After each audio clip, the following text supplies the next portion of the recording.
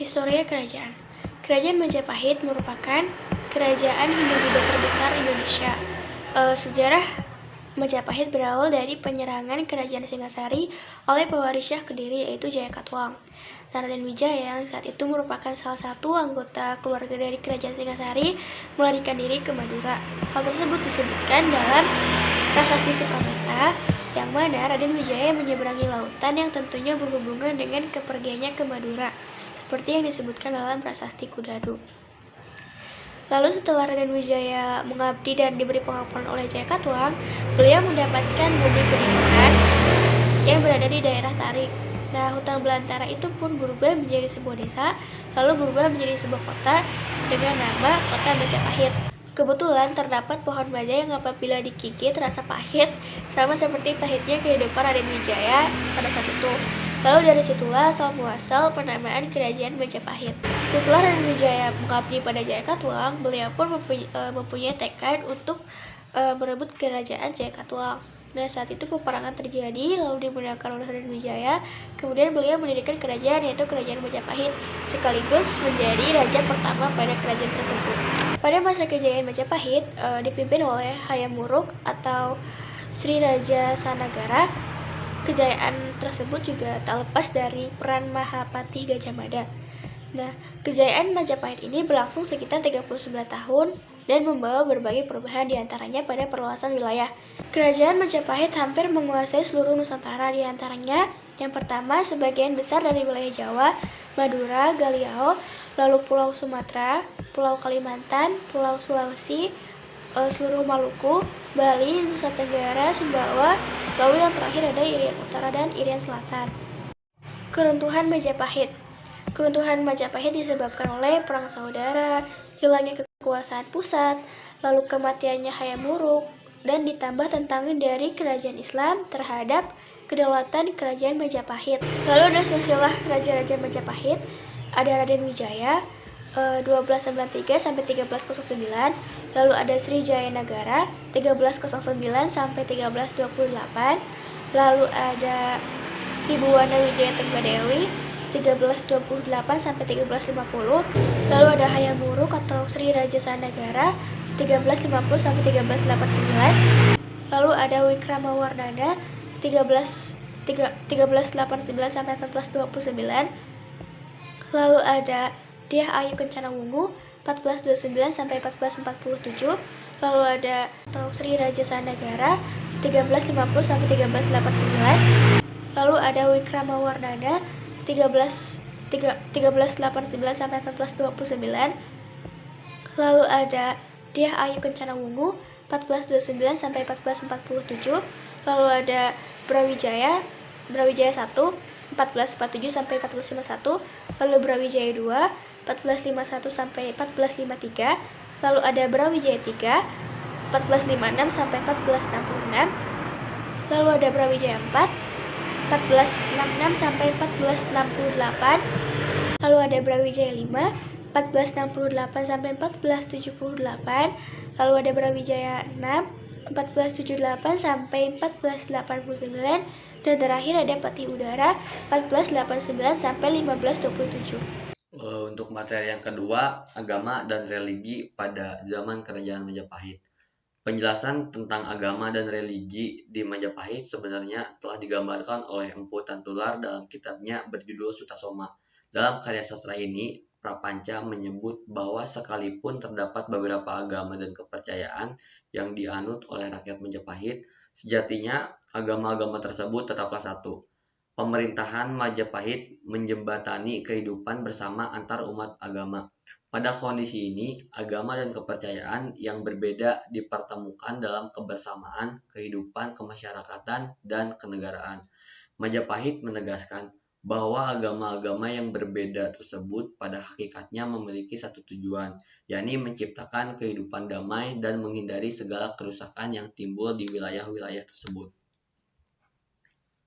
Terkait kebijakan negara dalam menjembatani bersatunya agama-agama di Majapahit ini, Tantular menuliskan penjelasannya dalam naskah Kitab Sutasoma dalam pupuh 139 yang berbunyi Ruaneka Datu Winuwus Warabuda Wiswa Bhinneka Rakwa ring apan keng prawosanen mangkan jinatwa kalawon siwatatwa tunggal Bhinneka Tunggal Ika tanhana Dharma Mangrawa.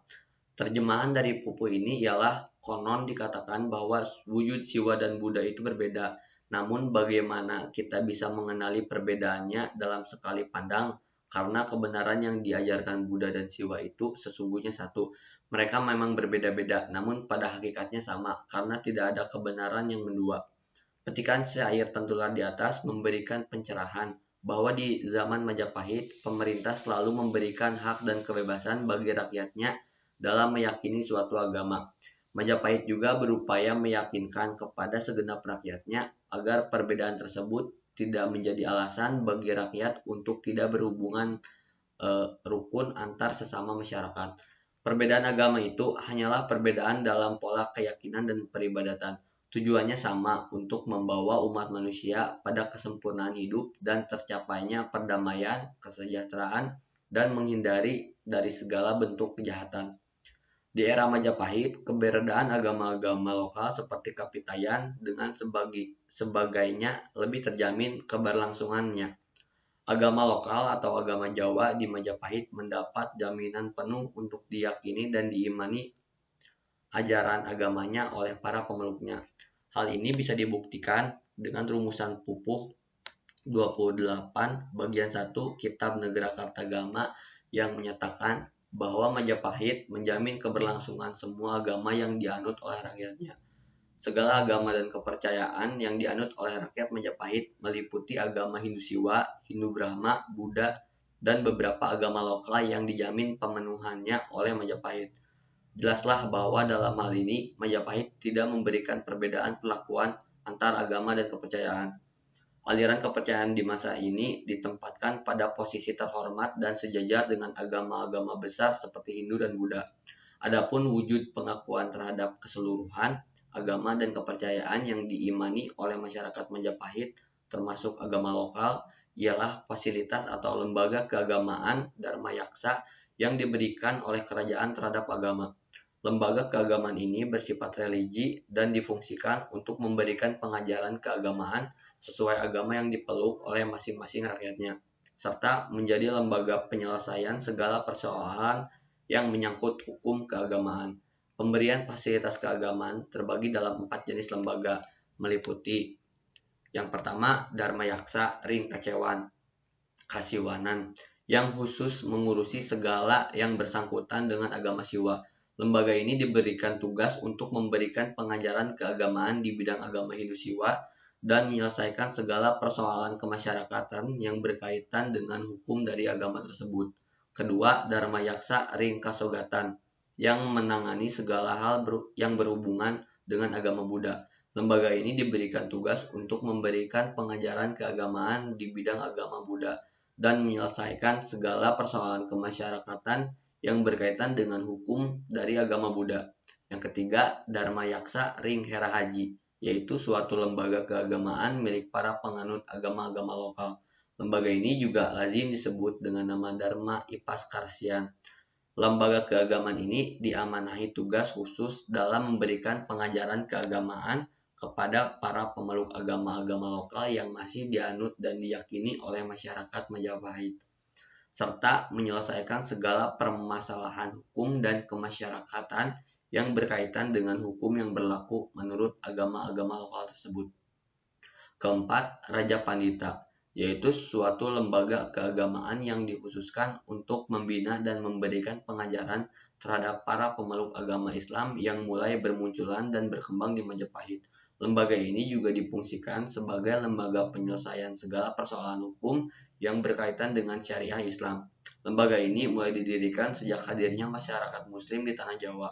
Kehadiran lembaga ini menjadi bukti sahih atas komitmen dan tanggung jawab Majapahit terhadap keberlangsungan agama-agama yang telah dijamin oleh negara dalam konstitusinya. Adanya 4 macam lembaga keagamaan tersebut memberikan pelajaran berharga bahwa Majapahit tidak hanya memberikan kebebasan dalam menganut agama dan religi, tetapi juga memberikan pelayanan dan fasilitas keagamaan yang maksimal demi keberlangsungan dan keagamaan. Selain itu, difasilitasinya agama-agama lokal melalui lembaga keagamaan Dharma Yaksa Ringhera Haji menandakan bahwa Majapahit tidak pernah membeda-bedakan antara agama dan kepercayaan yang dianut oleh rakyatnya. Bahkan kehadiran agama Islam pun dianggap bukan sebagai ancaman bagi Majapahit, sehingga kehadiran agama baru ini tetap difasilitasi dengan baik dan maksimal layaknya agama-agama pendahulunya. Pembedaan perlakuan terhadap agama dan kepercayaan hanya akan melahirkan kecemburuan dan konflik horizontal di tengah-tengah masyarakat. Kali ini saya akan menjelaskan dan memaparkan materi mengenai masyarakat pada zaman kerajaan Majapahit. Majapahit merupakan kerajaan Hindu-Buddha dengan kondisi sosial masyarakat yang bersifat heterogen. Pengaruh Hindu dapat dilihat dari sistem pembagian kelas sosial masyarakat ke dalam beberapa bentuk dan strata. Hal ini dapat kita buktikan di Bali yang sebagian masyarakatnya menyatakan bahwa mereka adalah penerus kejayaan peradaban Majapahit. Majapahit seperti halnya Indonesia, merupakan sebuah entitas yang tersusun atas berbagai elemen kebudayaan seperti bangsa, bahasa, dan agama. Itulah kenapa ketika itu dijumpai kalimat yang kemudian dikutip ke dalam lambang negara Indonesia yang berbunyi Bhinneka Tunggal Ika Tanhana Dharma Mangrawa. Secara singkat, kehidupan masyarakat pada zaman kerajaan Majapahit terbagi ke dalam beberapa kelompok yang berdasarkan pekerjaan. Secara umum, masyarakat pada zaman kerajaan Majapahit adalah petani, sisanya pedagang dan pengrajin. Selain bidang pertanian, Majapahit juga mengembangkan perdagangan dan pelayaran. Ini bisa dibuktikan dari wilayah kekuasaan Majapahit yang luas, meliputi Nusantara bahkan Asia Tenggara. Barang utama yang diperdagangkan antara lain rempah-rempah, beras, gading, timah, besi, intan, dan kayu cendana. Sejumlah pelabuhan terpenting pada masa itu adalah Hujan Galuh, Tuban, dan Gresik. Kehidupan masyarakat masa Majapahit bisa terbilang aman, damai, dan tentram. Dalam kitab Negara Kartagama disebutkan bahwa Hayam Wuruk melakukan perjalanan keliling ke daerah-daerah untuk mengetahui sejauh mana kemajuan dan kesejahteraan rakyatnya. Perlindungan terhadap rakyat sangat diperhatikan. Begitu pula dengan peradilan dilaksanakan secara ketat. Siapa yang bersalah dihukum tanpa pandang bulu. Materi yang selanjutnya ada unsur peralatan. Pada masa kerajaan Majapahit itu memiliki berbagai macam peralatan. Contohnya, yang pertama ada cetbang. Ternyata pada zaman kerajaan Majapahit itu sudah mengenal teknologi yaitu cetbang. Cetbang itu merupakan peralatan di bidang militer berupa senapan tentara kerajaan Majapahit yang sangat terkenal. Nah, senjata ini tuh dipelajari dari negeri Cina. Senjata ini tuh awalnya dikenal sebagai warastra. Gerald Gardner mengatakan bahwa istilah cetbang itu dikenal dengan bedil. Dalam bahasa Tamil berarti wedil atau wedial. Nah, senjata ini tuh diperkirakan mulai dikenal oleh pasukan Raden Wijaya pada masa invasi Kubilai Khan dari Tiongkok ke Jawa pada tahun 1293. Alat yang selanjutnya ada lesung. Lesung itu merupakan alat atau wadah untuk menumbuk padi berbentuk mirip perahu dan diberi palungan mengikuti bentuk lesungnya. Lesung terbuat dari batu dan kayu. Alat ini tuh digunakan untuk menumbuk padi yang masih kasar. Alat yang digunakan adalah alu atau antan. Alat ini berbentuk seperti tongkat dan dengan panjang yang bervariasi. Yang selanjutnya ada materi unsur mata pencaharian. Pada masa kerajaan Majapahit ada beberapa mata pencaharian. Yang pertama pertanian. Kerajaan Majapahit dikenal sebagai kerajaan agraris, mengandalkan sistem pertanian sebagai mata pencaharian. Nah, masyarakat di kerajaan Majapahit mampu mengembangkan sistem pertanian dengan sangat baik. Nah, dibantu dengan kondisi alam di kerajaan Majapahit menjadi fondasi kuat untuk kesuburan pertanian. Ditunjang juga dengan dataran rendah yang cukup luas, aliran-aliran sungai dan gunung berapi. Nah, sistem pertanian ini juga itu berkembang sangat pesat karena adanya dukungan dari penguasa. Penguasa kerajaan Majapahit itu membuatkan sistem pengairan dan teknologi pertanian. Ada 6 jenis perekonomian di kerajaan Majapahit. Yaitu yang pertama ada perkebunan, peternakan, ada pemanfaatan hutan, ada pertanian, ada perburuan hewan, dan kerajinan. Nah, hasil pertanian di kerajaan Majapahit itu diantaranya ada beras, cabai, umbi-umbian, labu, lalu kacang-kacangan. Nah, namun ada juga bahan pokok yang utama adalah beras. Nah, beras itu menjadi kebutuhan utama masyarakat Jawa. Sampai dengan sekarang itu masih menjadi bahan pokok masyarakat Indonesia. Yang kedua, ada perdagangan. Nusantara itu adalah jalur perdagangan yang sangat strategis. Tidak dipungkiri, wilayah Nusantara itu sudah memiliki hubungan dengan berbagai macam negara. Terutama barang yang dibawa dari negara asing ke Majapahit ialah sutra dan keramik itu dari Cina. Nah, kain dari India dan dupa dari Arab. Barang tersebut lalu ditukar dengan rempah-rempah dan hasil lainnya. Selain barang keramik, ada juga barang lainnya yang diperjualbelikan, yaitu buah-buahan. Buah-buahan yang diperjualbelikan diantaranya ada pisang, nanas, kelapa, dan tebu. Kerajinan juga diperjualbelikan seperti periuk dari tembaga, keranjang, barang anyaman, dan kapur. Unsur sistem bahasa. Kerajaan Majapahit mengembangkan bahasa tidak berbeda jauh dengan kerajaan-kerajaan Jawa lainnya. Sistem bahasa yang digunakan kerajaan Majapahit adalah bahasa Jawa kuno dan Sanskerta. Bahasa Sanskerta merupakan bahasa yang lazim digunakan oleh para penganut agama Hindu-Buddha. Daerah Jawa pada saat itu telah memiliki sistem bahasa sendiri, yaitu Jawa kuno. Bahasa ini hampir sama dengan bahasa Jawa saat ini, namun yang membedakannya adalah tata bahasa dan kalimat-kalimat yang digunakan sehari-hari. Sistem bahasa akan selalu dinamis. Dalam hal ini, bahasa yang digunakan saat ini akan berbeda dengan bahasa yang akan digunakan pada masa mendatang. Walaupun bahasa yang digunakan masih tetap sama, terdapat perbedaan pada kalimat-kalimat yang digunakannya. Hal ini dipengaruhi oleh individu atau penutur bahasa dan kesepakatan antara individu dengan lainnya. Yang kedua, unsur sistem pengetahuan.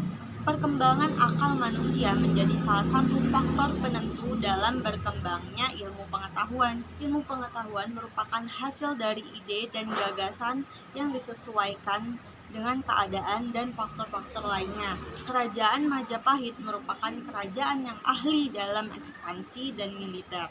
Kerajaan Majapahit tercatat pernah menaklukkan tempat-tempat yang kelak akan dikenal dengan Nusantara. Taktik militer yang digunakan oleh Mahapati Gajah Mada merupakan pertanda berkembangnya ilmu militer di Kerajaan Majapahit. Sistem ilmu pengetahuan yang digunakan oleh Kerajaan Majapahit tidak bisa dilepaskan dengan pengaruh agama Hindu-Buddha. Beberapa hasil ilmu pengetahuan yang dihasilkan oleh kerajaan ini salah satunya adalah kartu Kitab Negara Kertagama karangan Empu Prapanca. Selain itu juga terdapat Kitab Kakawih Sutasoma karangan Empu Tantular. Kitab itu menjadi rujukan kata Bhinneka Tunggal Ika yang saat ini sebagai semboyan bangsa Indonesia. Dalam bidang arsitektur, Kerajaan Majapahit memiliki ciri khas, yaitu terdapat susunan tingkatan dan terdapat relief Sri Tanjung yang melambangkan pelepasan dari kematian Jaya Negara. Oke, saya di sini akan mempresentasikan unsur seni dari Kerajaan Majapahit. Kerajaan Majapahit ialah kerajaan bercorak Hindu-Buddha yang mana masa kejayaannya itu dipimpin oleh Hayam Wuruk dan patihnya itu ialah Gajah Mada. Terdapat bukti sejarah yang dimana sebelum Kerajaan Majapahit runtuh pada tahun 1527, salah satunya ialah di bidang sastra. Nah, salah satunya yaitu yang pertama yaitu Kakawin Negara Kertagama atau puisi Jawa kuno. Ada seorang punjangga yang dimana beliau dikenal namanya dengan nama Empu Prapanca. Beliau ialah penulis dari naskah ini. Isi dari naskah ini meliputi syair yang mana menjabarkan daerah-daerah kekuasaan Kerajaan Majapahit yang tepatnya pada saat Hayam Wuruk menjadi rajanya. Nah, yang kedua yaitu Kakawin Sutasoma atau Kitab Pelopor Toleransi. Pada saat Kerajaan Majapahit ada dan juga penduduknya itu Buddha. Kitab ini dibuat karena ada pendatang yang beragama Islam dan dari Pasai, Malaka, dan Tionghoa lalu disambut baik dengan kendati berbeda. Yang ketiga itu tentu pagelaran atau prosa. Secara umum terdapat tiga poin penting di dalam karya ini, yaitu tentang penciptaan pertama kali Pulau Jawa dan gunung-gunung yang ditekankan untuk mempunyai fungsi penyeimbang alam. Penciptaannya manusia laki-laki oleh Dewa Brahma dan perempuan oleh Dewa Wisnu, yang mana untuk saling mengasihi serta masanya peradaban manusia. Yang keempat yaitu sastra lisan. Selain yang tertulis, juga terdapat sastra yang mana diwariskan dari mulut ke mulut, mulai dari cerita Panji yang mana mengisahkan kisah cinta Raden Panji itu Kertapatai dari Jawa, dari Jenggala ke Dewi Sekartaji dari Kediri. Lalu terdapat kisah Sri Tanjung yang mana kisah tersebut menceritakan kota Banyuwangi. Nah, untuk selanjutnya itu saya mempersaingkan itu peristiwa penting. Peristiwa penting yang pertama itu Perang Ranggawale. Pemberontak Ranggawale merupakan pemberontak pertama yang dilakukan oleh Raden Wijaya. Peristiwa ini terjadi di sekitar Sungai Tambak Beras, Jombang. Awalnya dikisahkan bahwa Raden Wijaya mengangkat Ranggawale sebagai Adipati Tuban, namun Ranggawale tidak puas dengan jabatan tersebut sekaligus tidak suka melihat Nambi diangkat menjadi Rakyan Patih yang merupakan jabatan tertinggi. Ranggawale pun dengan kesal menentang dan memilih pulang ke Tuban. Raden Wijaya mengerahkan pasukannya untuk menghukum Ranggawale. Peperangan terjadi, namun Majapahit terpaksa mundur. Akan tetapi pada waktu di saat Ranggawale mengejar Kebo Ambrang, kuda Ranggawale terpleset lalu terjun ke dalam sungai. Ranggawale sekarat dan meninggal dunia. Nah, yang kedua yaitu Perang Bubat. Perang ini terjadi pada era Hayam Wuruk dan Gajah Mada. Perang ini merupakan peperangan antara kerajaan Majapahit dengan kerajaan Sunda atau Galuh yang saat itu dipimpin oleh Prabu Linggabuana. Pada awalnya saat itu Hayam Wuruk berniat untuk mempersunting Dyah Pitaloka Linggabuana. Ia bersama Gajah Mada dan pasukannya mendatangi kerajaan Sunda, namun Gajah Mada memiliki pikiran lain. Ia memiliki pandangan bahwa ini adalah waktu yang tepat untuk menaklukkan kerajaan Sunda. Gajah Mada pun terang-terangan mengatakan bahwa Dyah Pitaloka hanya dijadikan upeti atau harta yang diberikan kerajaan Sunda pada Majapahit. Sekian presentasi saya. Wassalamualaikum warahmatullahi wabarakatuh.